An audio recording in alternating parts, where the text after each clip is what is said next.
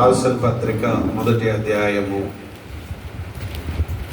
27వ వచనాన్ని చివరి వచనాన్ని చదువుకుందాం. అందరూ తీసుకోండి. యాకోబు పత్రిక మొదటి అధ్యాయము చివరి వచనం 27వ వచనాన్ని చదువుకుందాం. దేవుని సన్నిధికి వచ్చిన తర్వాత మన ఆలోచన, మన దృష్టి, మన మనసు అంతా కూడా దేవుని వాక్యం పైన ఉంచాలి. దేనిపైన ఉంచాలా? దేవుని వాక్యం పైన ఉంచాలి. ఎందుకంటే దేవుని వాక్యము మనల్ని బలపరుస్తుంది. దేవుని వాక్యము మనల్ని ధైర్యపరుస్తుంది. దేవుని వాక్యము మన జీవితాలను పరిశుద్ధపరుస్తుంది. దేవుని వాక్యము దేవుని కొరకు మనల్ని నడిపిస్తారు. దేవుని వాక్యము చాలా శ్రేష్టమైనది. దేవుని వాక్యము చాలా పవిత్రమైనది. మనము దేవుని కొరకు ఈ లోకములో బ్రతకాలి అనంటే, మనము దేవుని కొరకు ఈ లోకంలో బ్రతకాలి అనంటే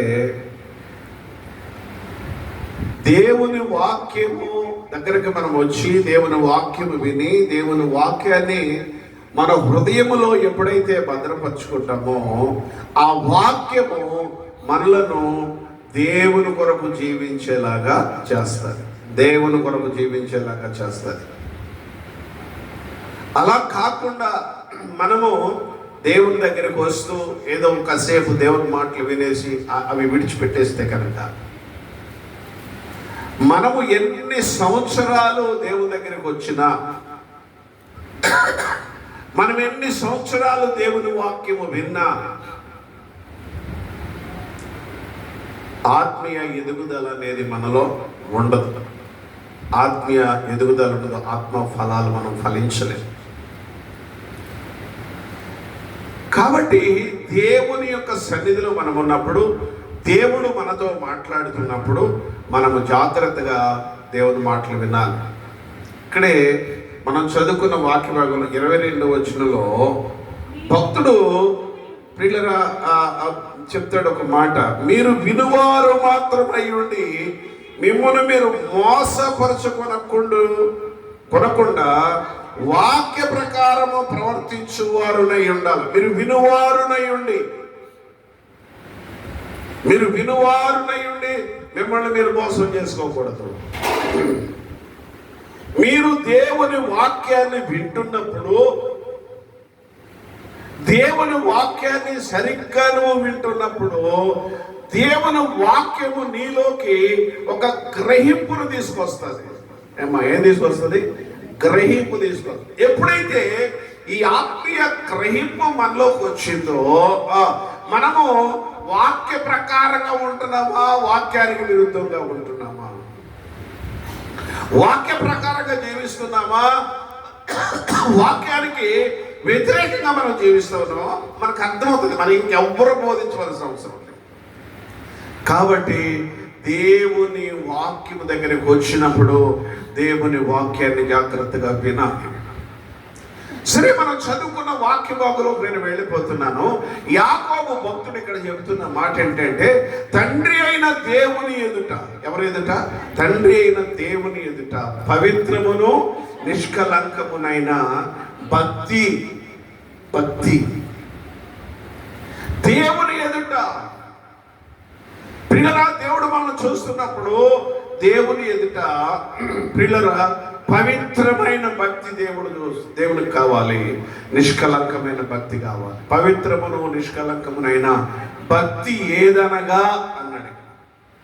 భక్తి ఏదనగా, చాలా మంది ఈ రోజున భక్తి అంటే ఆదివారం మానకుండా దేవుని సన్నిధికి బైబిల్ ఇచ్చుకుని వెళ్ళొచ్చేదే అదే భక్తి అనుకున్నారు కొంతమంది. ఆ భక్తిలోనే తృప్తి పడిపోతున్నారు. ఆ భక్తితోనే ఇదే భక్తి అనుకుంటున్నారు. ఇంకా కొంతమంది ఏమనుకుంటున్నారంటే, నేను బాప్తిస్మం తీసేసుకుంటే ఇదే భక్తి అని కొంతమంది బాప్తిస్మం తీసుకుంటారు, భక్తి ఎలా చేయాలో కూడా అర్థం కాదు. భక్తిని గాలి వదిలిపెట్టేస్తారు, భక్తిని గాలి వదిలిపెట్టేస్తారు. ఇంకా కొంతమంది పిల్లరా, నేను చాలా ఎక్కువసేపు ప్రార్థన చేసుకుంటే భక్తి అని అనుకుంటారు. చేయాలి, అది కూడా భక్తే. కానీ భక్తికి కొన్ని పిల్లరా ఇక్కడ కొన్ని ఆత్మీయ విషయాలు ఉన్నాయి. కొంతమంది ఏం చేస్తారంటే శుక్రవారం ఉపవాసం ఉంటారు, కొంతమంది శనివారం ఉపవాసం ఉంటారు. ఉపవాసం అయితే ఉంటారు కానీ వీళ్ళు ప్రార్థనకి వెళ్ళరు, ప్రార్థన చేయరు. కానీ శుక్రవారం ఉంటాడు చాలా మంది తిండి మానేస్తారు, ఉపవాసం ఉంటారు. చాలా మంది నాకు తెలుసు, మా కోళ్ళపల్లిలోనే కొంతమంది ఉన్నారు, వాళ్ళు శనివారం భోజనం చేయరు కానీ మందిరానికి మాత్రం రాదు. వాళ్ళు అదే భక్తి అనుకుంటారు. అంటే తిండి మానైతే భక్తి, గుడికెళ్ళొస్తే భక్తి. పిల్లల ఇలాగా చాలా మంది తమ్ములు తాము ఏం చేస్తున్నారంటే మోసం చేసుకుంటున్నారు. పిల్లల మనము ఈ లోకములో 60 సంవత్సరాలు బ్రతికినా, 70 సంవత్సరాలు బ్రతికినా, 80 సంవత్సరాలు బ్రతికినా 7వ రోజున ఈ లోకాన్ని, ఈ శరీరాన్ని మనము విడిచిపెట్టాలి. విడిచిపెట్టకూడదా? అసలు స్థిరంగా ఉండేవాడు ఎవడైనా ఉన్నాడా? ఎవరికి లేదు. ఏదో ఒక రోజున వెళ్ళాల్సిందే, ఏదో ఒక రోజున ఎందుకంటే ఈ లోకము మనకి స్థిరమైంది కాదు. బైబిల్ చెప్తున్నది ఏంటంటే మనము యాత్రికులము, మనం పరదేశులము అని బైబిల్ చెప్తా ఉంది. అసలు మనము దేవుని దగ్గరికి ఎందుకు రావాలి, దేవుణ్ణి ఎందుకు ఆరాధించాలి, దేవుని కొరకు ఎందుకు బ్రతకాలి అని అంటే, మనము ఈ లోకాన్ని విడిచిపెట్టిన తర్వాత దేవుని రాజ్యములోనికి మనము వెళ్ళాలి. మన కొరకు 2 స్థలాలు ఎదురు చూస్తున్నాయి, 2 చోట్లు, 2 స్థలాలు. ఒకటి పరలోకము, ఒకటి నరకం. ఏంటి? ఒకటి పరలోకము, ఒకటి నరకం. నరకానికి వెళ్ళటానికి పిల్లరా ఎలాంటి భక్తి చేయవలసిన అవసరం లేదు.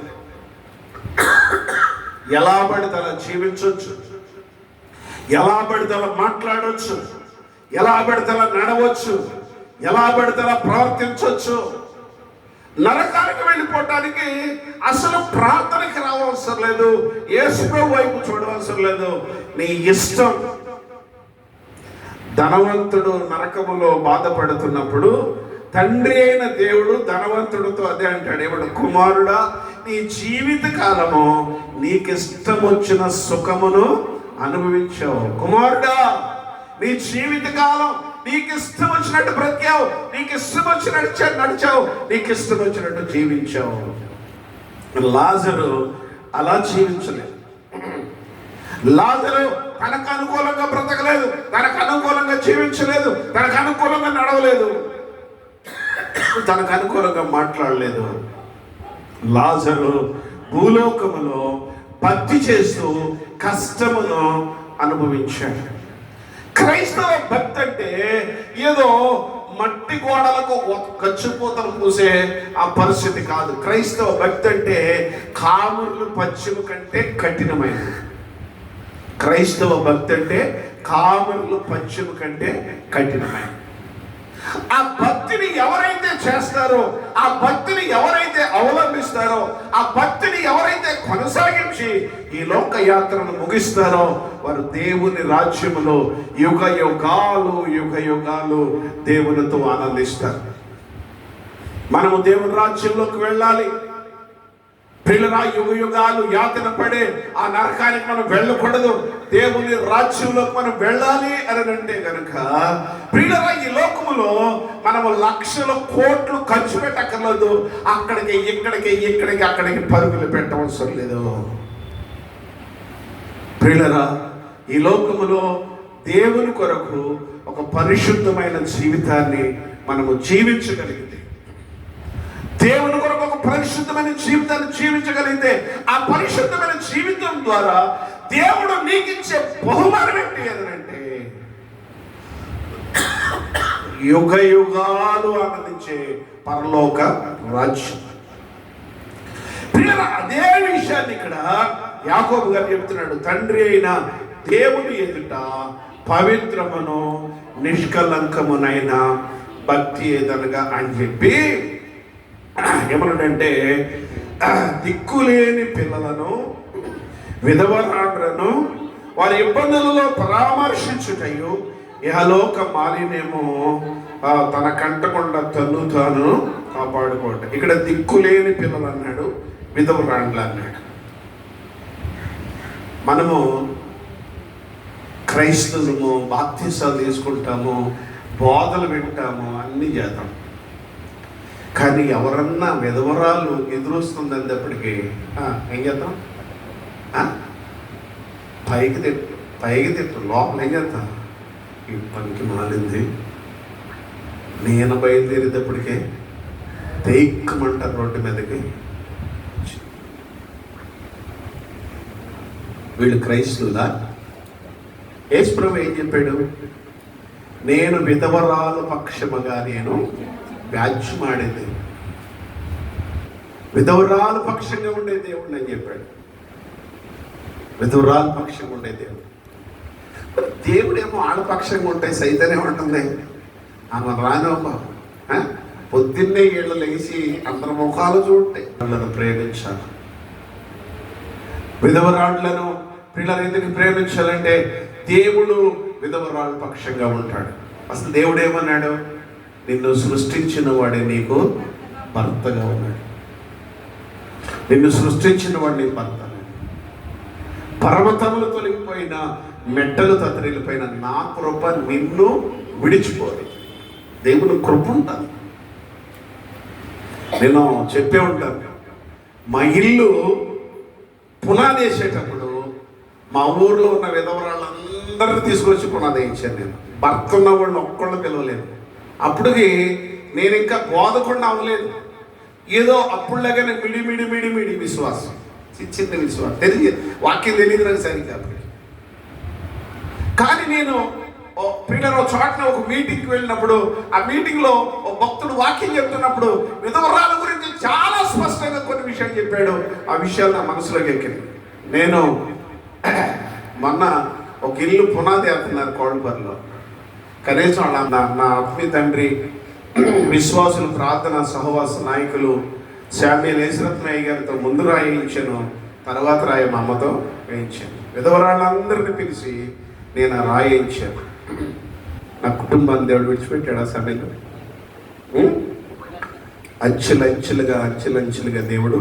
ఎందుకంటే మనము వాక్యము వినేవారు మాత్రమే కాదు, వాక్యాన్ని జాగ్రత్తగా మనము అనుసరించాలి. ప్రియ దేవుని బిడ్డలారా, ఈ వచనములో కింద ఏమన్నాడంటే, ఇహలోక మాలిన్యము తన కంటకుండా తను తాను కాపాడుకునుట. ప్రియులారా అంటున్నాడు, ఇహలోక మాలిన్యము తన కంటకుండా తను తాను కాపాడుకునుట. ఈ లోకంలో మనము ఏమి కాపాడుకోవాలి? ఇది నా ప్రసంగం. ఈ లోకంలో మనం ఏం కాపాడుకోవాలి? తండ్రి అయిన దేవుని ఎదుట పవిత్రమును నిష్కలంకమునైన భక్తిని మనం చేయాలి. అటువంటి భక్తి కలిగి మనం జీవించాలి. అటువంటి భక్తి పనులుగా కలియాలంటే ప్రియులరా, మనము ఇహలోక మాలిన్యమును అంటకుండా తన్ను తాను కాపాడుకోవాలి. ఏం కాపాడుకోవాలి? ఏం కాపాడుకుంటే మనం పవిత్రంగా ఉంటాము? ఏం కాపాడుకుంటే మనం పరిశుద్ధులుగా ఉంటాము? ఏం కాపాడుకుంటే మన జీవితము పవిత్రంగా ఉంటుంది? ఈ యొక్క మధ్యాహ్న కాల సమయంలో మనము దేవుని వాక్యంలో నుండే దీన్ని ధ్యానం చేద్దాం. దేవుని వాక్యంలో ధ్యానం చేద్దాం. ఎందుకంటే పవిత్రత లేకుండా ఎవరు పరలోకానికి వెళ్ళరు. చూడండి, హెబ్రీ పత్రిక 12:14 ఏమంటే, అందరితో సమాధానమును పరిశుద్ధత కలిగి ఉండుటకు ప్రయత్నించుడి. పరిశుద్ధత లేకుండా ఎవరు ప్రభువుని చూడలేరు. పరిశుద్ధత లేకుండా ఏం లేకుండా ఇల్లు లేకపోయినా పర్లేదు, స్థలం లేకపోయినా పర్లేదు, సరైన బట్టలు లేకపోయినా పర్లేదు, బ్యాంక్ బ్యాలెన్స్ లేకపోయినా పర్లేదు, బ్రతుకు తెరువు లేకపోయినా పర్లేదు, పరిశుద్ధత లేకపోతే నువ్వెవరైనా సరే, నువ్వెన్ని సంవత్సరాలు క్రైస్తవురాలువైనా సరే, పరిశుద్ధత అనేది నీ జీవితంలో లేకపోతే కనుక నువ్వు దేవుని దగ్గరికి వెళ్ళలేవు. సమయాది మీద ఒక పెద్ద పేరు రాయించేసి మంచి పోరాడితే నా కొరకు కడముడి సిరి పేర్లు వేసుకోవచ్చు కదా. ప్రభువునందు నిద్రించిన పేరు వేసుకోవచ్చు, యెహోవా భక్తులు మరణమైన దృష్టికి విలువైన పేరు వేసుకోవచ్చు. ఆ పేరు అక్కడే ఉంటుంది, నువ్వు ఎక్కడ ఉంటావు ఏమా? దీన్ని ఏమంటాడు తెలుసా? ఎంత బతుకంటే ఇంటి వెనకాల సచ్చేటాడు. ఎక్కడ తెచ్చాడు సచ్చేటోడికి? ఎంత బతుకు ఎక్కడ తెచ్చాడు సచ్చేటోడికి? ఇంటి వెనకాల తెచ్చాడు. 2 సంవత్సరాలు ఒక మంచి దేవుని సేవకుని పరిచర్యలో ఉండి, పిల్లరా దేవుని సురక్తమిచ్చిన సంఘములో ఉండి, అనేక సార్లు దేవుడు నీతో మాట్లాడుతున్నప్పుడు దేవుని వాక్యము విని కూడా జీవితాన్ని నువ్వు సరైన రీతిగా కట్టుకోకపోతే, గ్రహించుకోకపోతే, వాక్యానుసారంగా నీ జీవితాన్ని కట్టుకోకపోతే, వాక్యానుసారంగా నీ జీవితం సిద్ధపడకపోతే కనుక నువ్వు వెళ్ళేది ఎక్కడికంటే నరకానికి. ఏమా? మనమందరము కూడా వాని వరుసలో ఉంటామండి. మనందరికీ ఒక వరుస ఉంది. ఏమా? విశ్వాసులకు ఒక వరుస ఉంది, ఆచార క్రైస్తవులకు ఒక వరుస ఉంది, అన్యులకు ఒక వరుస ఉంది అని చెప్పేసి బోధకులకు లేదా? ఏమా? బోధకులకు ఒక వరుస ఉంది. ఇదే యాకోబు గారు చెప్తాడు, ఏమంటాడంటే మీలో అనేకులు బోధకులుగా ఉండొద్దు, మీలో అనేకులు బోధకులుగా ఉండొద్దు. ఎందుకు ఉండొద్దంటే బోధకులైన మీకు మరి కఠినమైన తీర్పు ఉంది. పిల్లరా, అందరికీ చెప్తాం కానీ మా బ్రతుకులు మాత్రం సరిగ్గా ఉండవు. అందరికీ చెప్పేద్దాం, మా బ్రతుకుల్లో నీతి ఉండదో, మా బ్రతుకుల్లో యథార్థత ఉండదో, మా బ్రతుకుల్లో పవిత్రత ఉండదో. దేవుడు విడిచిపెట్టడం, ఎవరైనా విడిచిపెడతారేమో కానీ దేవుడు మాత్రం విడిచిపెట్టి తాట తీసేస్తాడు. దేవుడు తాట్లాడకూడదు. ఇంతకాలం పేతురయ్య గారు ఇంతకాలం సేవ చేసేలే పోనీ విడిచిపెట్టదని అనుకుంటాడా? అస్సలు విడిచిపెట్టాడు.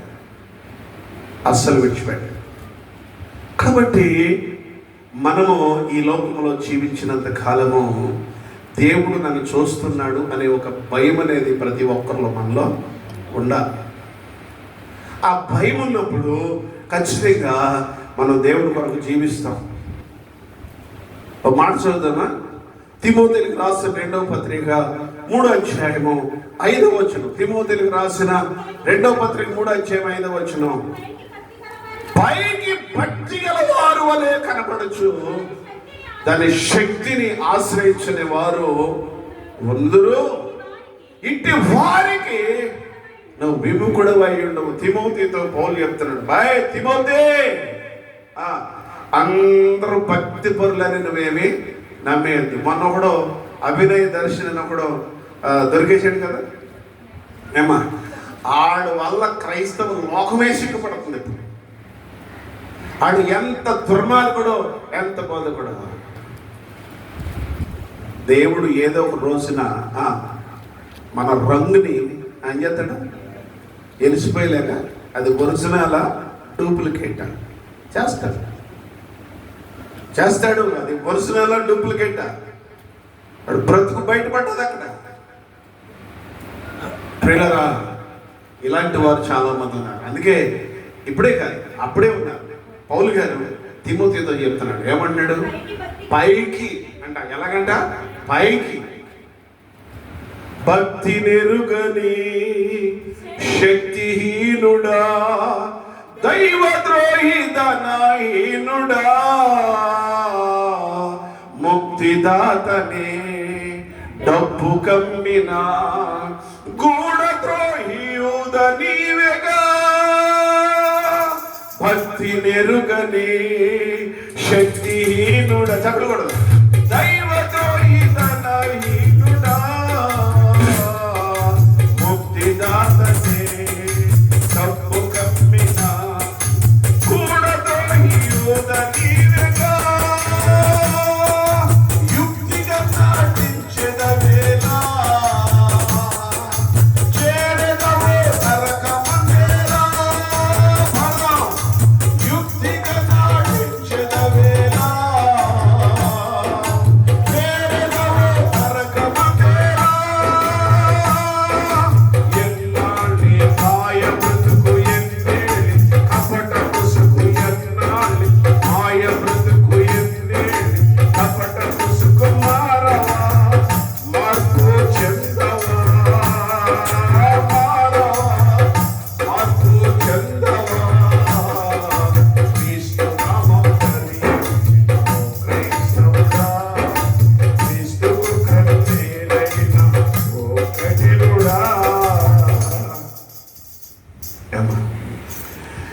రోజున దేవుని నామము దూషించబడటానికి మూల కారకులు ఎవరు? ఎవరు? మనమే ఒప్పుకోవాలి ఖచ్చితంగా.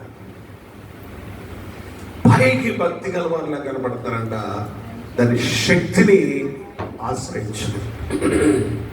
తిమోతితో పౌలు అంటాడు, తిమోతి ఇలాంటి వాడితో సావాసం చేయి, అలాంటి వాడు బోధలు తినుకో, అలాంటి బోధకుల దగ్గరికి వెళ్ళుకో, అలాంటి బోధకులను నమ్ముకో. ఈ రోజున ఎవరు నమ్ముతున్నారు అని అంటే, ఎవరు నమ్ముతున్నారు? దొంగోళ్ళే నమ్ముతున్నారు తప్ప మంచోళ్ళు మాత్రం నమ్మట్లేదు. బంగారం అంత నెరవదు, రోల్డ్ గోల్డ్ ఏమో ఉంటుంది, మెరుస్తుంది. రోల్డ్ గోల్డ్ మెరుస్తుంది, ఒరిజినల్ సైలెంట్గా ఉంటుంది, డూప్లికేట్ ఏం చెప్తే మెరుస్తుంది. ఈ రోజున చాలా మంది ఇలాంటి ఆ బోధలకు వెళ్ళిపోయి, ఇప్పుడు ఇక్కడే కాదు ఆ రోజుల్లోనే ఉన్నారు. యేసు ప్రభు అనే చెప్పాడు మత్తయి 24:24లో, నా నామం పేరిట అబద్ధపు క్రీస్తులు, అబద్ధ ప్రవక్తలు, అబద్ధ బోధకులు వచ్చి సాధ్యమైతే ఏర్పరచబడ సహితం వెయ్యతదే మోసం చేయాలి. ఇప్పుడు ప్రజలు ఎవరి దగ్గర పనిలాడుతున్నారంటే కళ్ళబొల్లు మాటలు చెప్పి, సొల్లు కబుర్లు చెప్పి, ఏదో నానా రకాల భ్రమలలోకి నడిపించే వాళ్ళ దగ్గరికి పరుగులు పెడుతున్నారు తప్ప స్వచ్ఛమైన దేవుని వాక్యం దగ్గరికి సాతాను విశ్వాసుల్ని రానివ్వట్లేదు. ఎందుకంటే నువ్వు స్వచ్ఛమైన దేవుని వాక్యం అంటే నువ్వు దేవునితో అంటికట్టబడతావు, నువ్వు దేవునితో సహవాసం కలిగి ఉంటావు, నువ్వు దేవుని రాజ్యం వెళ్తావు. సాతానికి అది ఇష్టం లేదు. అందుకే శునేమిరాలు భక్త ఏమంది? శునేమిరాలు భక్త ఏమంది? అయ్యా మన ఇంటికి వచ్చుచు పోవచ్చున్నావు. ఎలాంటాడు? భక్తి కలిగిన, అంటే భక్తి కలిగింది. ఆ రోజుల్లో కూడా భక్తి లేని వాడు ఉన్నారు అన్నమాట. ఆ రోజుల్లో కూడా భక్తి లేరా? మరి ఆయన దగ్గర పనిచేసినాడు గేహాజీ ఆడేలాంటాడు, ఎలాంటాడు? యెహోషువ దగ్గర పనిచేసిన ఆకాన్ ఎలాంటాడు? యేసు ప్రభు వెనకాల తిరిగి యేసు ప్రభు దగ్గర తిన్నప్పుడు తిన్నాడు, పండుకున్నప్పుడు పండుకున్నాడు, యేసు ప్రభు బోధలన్నాడు, యేసు ప్రభు చేసిన అద్భుతాలు చూశాడు. యూదా ఇస్కరియోతు ఏం చేశాడు? కాబట్టి ఇక్కడ అన్నాడు, వారిని ఆశ్రయించుకో. తిమోతి అలాంటి వాడి వైపు చూడద్దు. పైకి చూడటానికి బాగానే ఉంటారు వాళ్ళు, తెల్ల ప్యాంటు, తెల్ల షర్టు, అంగి దట్టి కట్టుకుంటారు, పెద్ద సినివేసేస్తారు, బాగానే ఉంటారు. కానీ సాక్ష్యాలు మాత్రం సరిగ్గా ఉండవు. కాబట్టి మనము అలాగా మోసపోకుండా శ్రమైన, భారమైన, హింసైన, నిందలైన, అపనిందలైన ప్రియురా సహిస్తూ మన విశ్వాసాన్ని కాపాడుకోవాలి. దేవుడు మనల్ని చూస్తున్నాడు కనుక తండ్రి అయిన దేవుని ఎదుట పవిత్రమును నిష్కలంకములైన భక్తి ఎదురుగా ఇహలోక మాలిన్యము తన కంటకుండా కాపాడుకోవాలి. ఏం కాపాడుకోవాలి? మధ్యాహ్న కాల సమయంలో ఏం కాపాడుకోవాలి? ఏం కాపాడుకుంటే దేవుని ఎదుట మన యొక్క భక్తి పవిత్రంగా ఉంటుంది. ఏం కాపాడుకుంటే దేవుని ఎదుట మన భక్తి పవిత్రంగా ఉంటుంది అని మనం ఆలోచన చేస్తే, మొట్టమొదటిగా హృదయాన్ని కాపాడుకోవాలి. చెప్పండి, ఏం కాపాడుకోవాలి? హృదయాన్ని కాపాడుకోవాలి. దేవుని వాక్యం చూద్దాం, చూడండి. సామెతల గ్రంథం 4:23 నీ హృదయములో నుండి జీవధారలు బయలువెడలును కనుక అన్నిటికంటే ముఖ్యముగా నీ హృదయమును భద్రముగా, అన్నిటికంటే పిల్లల సులభాలు చెప్తున్న మాట ఏంటంటే, నా కుమారుడు అన్నిటికంటే ముఖ్యముగా నీ జీవితంలో అన్నిటికంటే ముఖ్యముగా ఏం కాపాడుకో? నీ హృదయం కాపాడుకో. ఎందుకు కాపాడుకోవాలి? ఏమా హృదయం అంట ఎలాంటిదంట? అన్నిటికంటే ముఖ్యంగా కాపాడుకోమంటున్నాడు. ఎందుకు కాపాడుకుంటాడంటే అన్నిటికంటే మోసం చేసేవి ఎన్నైతే ఉన్నాయో వాటన్నిటికంటే మోసకరమైంది హృదయం. ఏదైనా ముందు ఇక్కడి నుంచి స్టార్ట్ అవుతుంది. ఒక వ్యక్తి మీద దురాలోచన చేయాలంటే ఆ దురాలోచన ఎక్కడి నుంచి వస్తుంది? హృదయంలో నుండి వస్తుంది. ప్రియులరా, ఒక చెడ్డ మాట ఎక్కడి నుంచి వస్తుంది? హృదయంలో నుంచి వస్తుంది. ఒక చెడ్డ చూపు ఎక్కడి నుంచి వస్తుంది? హృదయంలో నుంచి వస్తుంది. ఒక అసూయ అనేది ఎక్కడ పడుతుంది? హృదయంలో పడుతుంది. ఒక పాపం అనేది ఎక్కడ పడుతుంది అంటే ప్రియులరా, హృదయంలో పడుతుంది. అందుకే అంటాడు, హృదయము వ్యాధితో నిండిన కపట కేంద్రము, దానిని గ్రహించుట ఎవరి సాధ్యమో.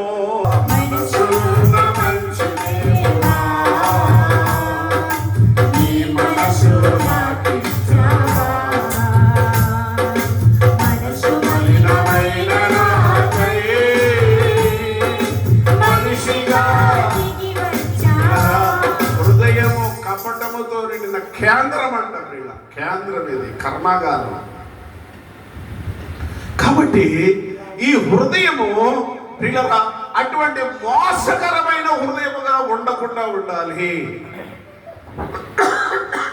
ప్రియులరా, మన హృదయాన్ని మనము కాపాడుకోవాలి అని అంటే ఎలా కాపాడుకుంటాము అని అంటే ఎప్పటికప్పుడే మన హృదయము ఎలా ఉందో మనము పరిశీలన చేసుకున్నట ద్వారా మన హృదయాన్ని మనం జాగ్రత్తగా కాపాడుకుంటాం. మన హృదయాన్ని పరిశీలన చేసుకోవాలి. మాట చదువుతారు, కీర్తన గ్రంథము 139వ కీర్తన 23, 24 వచనాలు చదువుకుందాం. 139వ కీర్తన 23, 24 వచనాలు చివరి వచనాలు చదువుకుందాం. దేవా, అమ్మా, నన్ను పరిశోధించి నా హృదయమును తెలుసుకొనుము, నన్ను పరీక్షించి నా ఆలోచనలు తెలుసుకొనుము. నీ ఆయాసకరమైన మార్గము నా యందు ఉన్నదేమోనని నిత్య మార్గములో నన్ను నడిపి. ప్రియులరా, దావీదు దేవుని సన్నిధిలో ప్రార్థన చేస్తూ ఏమంటాడు? నా తలపోటు తీసేయండి ఆయన. అవసరతలేంటో దేవుడికి ముందే తెలుసు అని. ఎవరు తెలుసు? దావీదు తెలుసు. దేవుడు నా అవసరతలు తీర్చాలి, దేవుడు నా అక్కర్లు తీర్చాలి, దేవుడు నన్ను బలపరచాలి, దేవుడు నా కుటుంబాన్ని బలపరచాలి, దేవుడు నా బిడ్డను బలపరచాలి, నన్ను, నా కుటుంబం, నా బిడ్డని ఒక ఉన్నతమైన స్థాయికి దేవుడు తీసుకువెళ్ళాలి అని అంటే నేను ఆయన దృష్టిలో పవిత్రమును